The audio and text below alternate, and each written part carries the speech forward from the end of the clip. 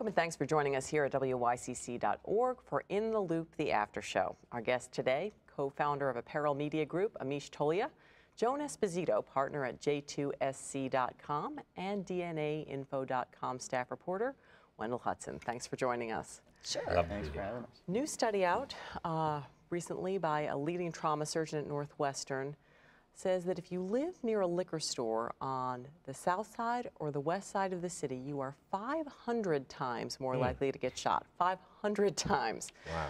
Wendell, you cover some of those neighborhoods. Does this come as a surprise to you? It does not. I just wrapped up a story this week about comparing the Whole Foods store that's going to be opening in Inglewood in 2016 to, quote, convenience stores also in Inglewood.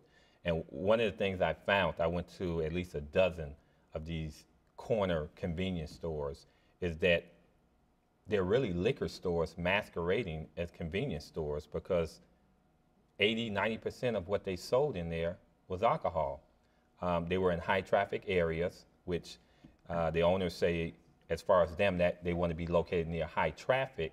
And when you have a lot of people going in and out in one location, that does sometimes create a mix where it could lead to violence. So no, I'm not surprised by the study that if you do live near a liquor store, because it's not located in the middle of a block, you know, where kids are walking around, it's usually at a corner location, and at least in Inglewood, it's located, well, it'd be hard to say, in probably most of the rougher areas of Inglewood, if there is such a thing.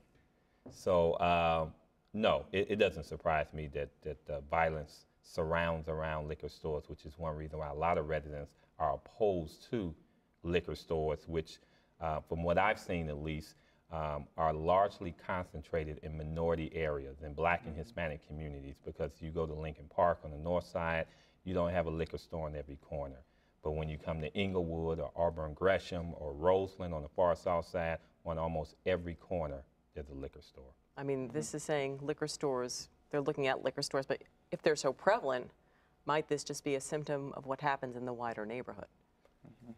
Could be, could be. I mean, you know, people in Inglewood and Auburn Gresham, where I spent majority of my time daily, talk about how that sometimes they're to blame for so many liquor stores because they shop there.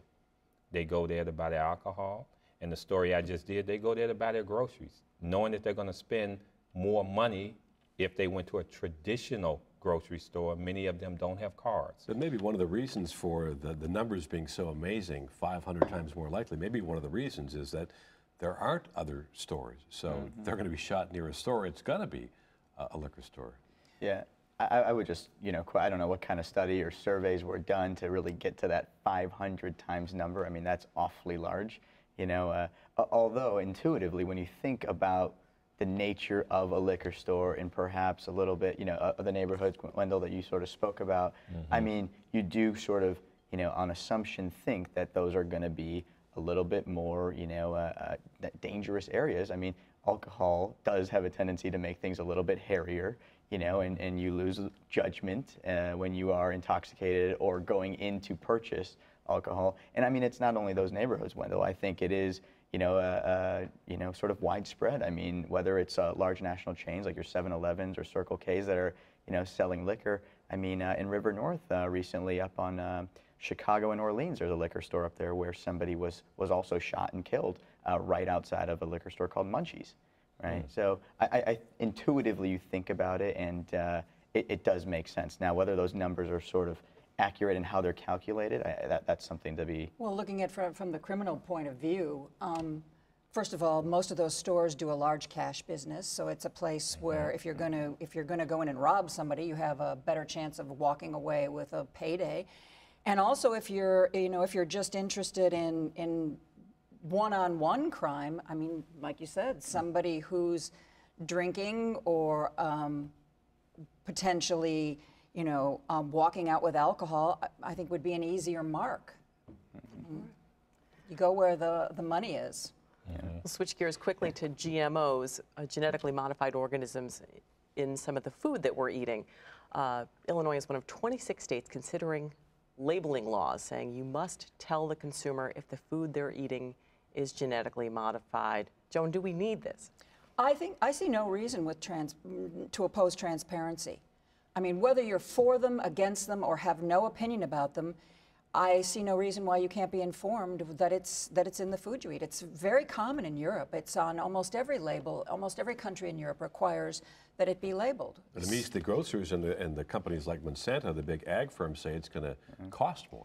You know, it's interesting because a lot of the lobbyists from the large, big business, the Monsantos as you just mentioned, and the Tysons of the world, so on and so forth. I mean, when you go and you ask them about what their take is on this, I mean, they obviously have no comment, and they have, they're spending millions of dollars in D.C. lobbying against this initiative because the minute you put GMO labels on their products, they're going to see a drop in sales, right? So they have their own selfish interests, of course. Although you do have, the folks like the Chipotles of the world will actually put a stake in the ground and say, we will label all of our products, whether there's GMOs in these ingredients or not. And they want to stay, they want to stray on the side of food transparency, because there are health risks associated with consuming GMO-oriented foods, right? Well, no long-term studies have been done, so the food industry will tell you that there are no known health risks. Yeah. Other people have different opinions on this, clearly.